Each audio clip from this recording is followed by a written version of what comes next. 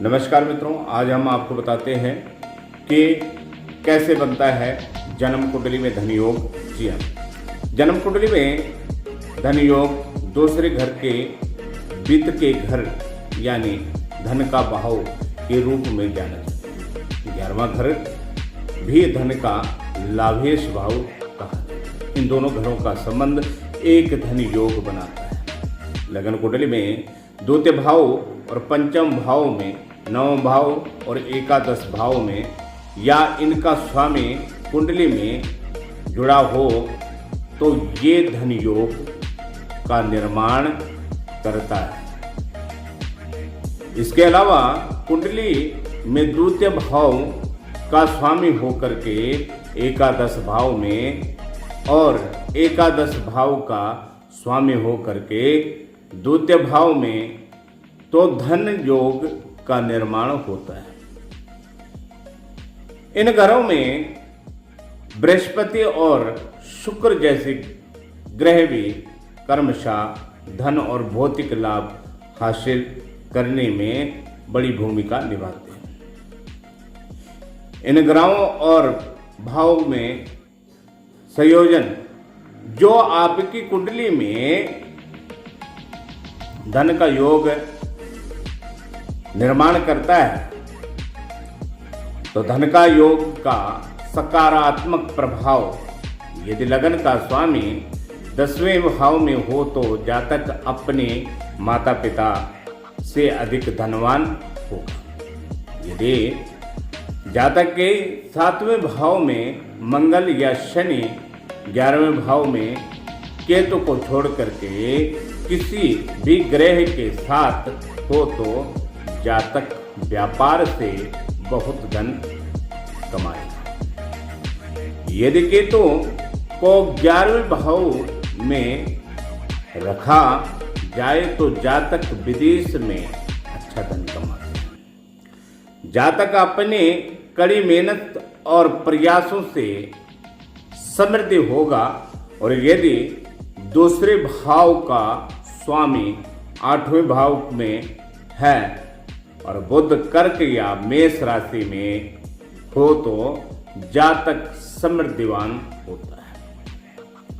यदि जातक कुंडली में सूर्य 5वें घर में भाव में और चौथे मंगल 11वें भाव में बृहस्पति हो तो जातक पैतृक संपत्ति से कमाएगा। यदि जातक की कुंडली से सभी केंद्रों पर ग्रहों का कब्जा हो तो जातक धनवान ही होगा। और जातक धार्मिक साधनों के माध्यम से कमाएगा। और यदि बृहस्पति बुध और शुक्र किसी भी घर में एक साथ है तो 7वें घर का शनि या मंगल होने का जातक जुए और खेल के माध्यम से कमाएगा। और कुंडली के 10वें भाव का स्वामी बृहस्पति या शुक्र में आ जाए तो जातक पत्नी की कमाई को धन बनाता है, धनवान बनाता है। और 7वें घर में मंगल और शनि राहु होने पर जातक कमीशन लेकर के अमीर बनता है। और कुंडली के 6ठे, 8वें और 12वें घर के स्वामी को 6ठे, 8वें और 12वें या 11वें घर के साथ जोड़ने पर जातक अचानक धन लाभ होता है। यदि जातक तुला, मकर और कुंभ राशि से चौथे भाव में हो तो जातक गणितज्ञ, लेखाकार और अनेकों चीजों से धन की प्राप्ति करता है। यदि 10वें भाव में 5वें घर का स्वामी हो तो जातक अपने पुत्र पुत्री के माध्यम से धनवान बनता है। और यदि जातक 10वें, 11वें भाव में और चौथवें भाव में और पांचवें भाव में सूर्य बुध हो तो प्रशासनिक चालाकी से धन कमाता है। कुंडली में धन योग शुभ होता है। धन योग का एक शुभ योग है और यदि किसी के पास कुंडली में ये योग है तो जातक के लिए बहुत अधिक धन लाएगा। ये योग जातक की आर्थिक स्थिति को बढ़ाएगा और कुंडली में धन योग वाला व्यक्ति धनवान, दानशील, दयालु होता है और जीवन के सभी सुखों को अपने पास रखता है।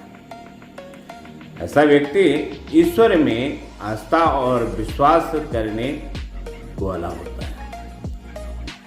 योग केवल आपको धनवान प्राप्ति के बारे में बताता है, बल्कि पैसे बचाने और अनावश्यकता खर्चा से बचने की भी आपको क्षमता भरपूर तरीके से देता है, मजबूत करता है और साथ ही ये आपको उचित निवेश करने में मदद करता है, जो भविष्य में फलदायी परिणाम देता है।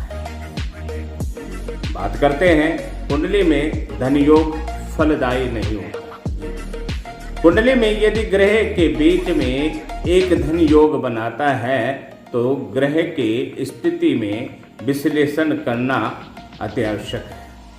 यदि एक धन योग है तो हालांकि केंद्र और त्रिकोण के स्वामी के साथ बनाता है, लेकिन ये दुर्बल सक्षम नहीं होता है। यदि योग का बनाने वाले ग्रह स्वामी लाभकारी प्राप्त होता है तो निश्चित रूप से अच्छे परिणाम देता है। तो जी हाँ, जुड़े रहिए हमारे साथ और आपकी कुंडली से कौन सा दोष कैसे जाने, तो हमारी वीडियो को लाइक करें, सब्सक्राइब करें और बेल आइकॉन दबाना ना भूलें। आपको लेटेस्ट वीडियो देते रहें। तब तक के लिए नमस्कार, जय श्री राम, जय हिंद, वंदे मातरम।